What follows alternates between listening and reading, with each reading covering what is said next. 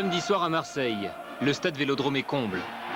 Le match a débuté depuis 2 minutes. Sur son aile, Xavier Garbajosa laisse Marchal sur place et il tape à suivre.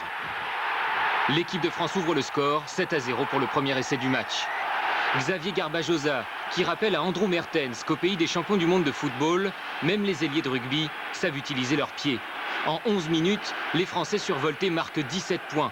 Ils ne sont pas là pour jouer mais pour gagner.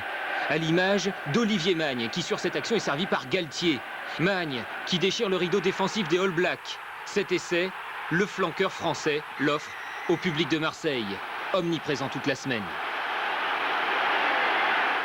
La concentration, la discipline, l'autre leitmotiv de cette semaine. À la 13e minute, les All Blacks réagissent, côté fermé. Hollett sème la panique chez les Français, comme pour leur rappeler qu'il ne faut jamais se relâcher.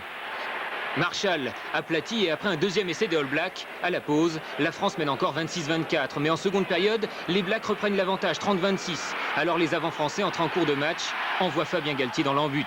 C'est gagné, la France l'emporte 42-33, soit 27 points de titou la maison. Les paradoxes du rugby français. Miné par les blessés, rarement, à la veille d'un match international, la France ne s'était aussi peu entraînée sur le terrain. En battant les All Blacks à Marseille, les Français semblent avant tout avoir remporté une victoire sur eux-mêmes.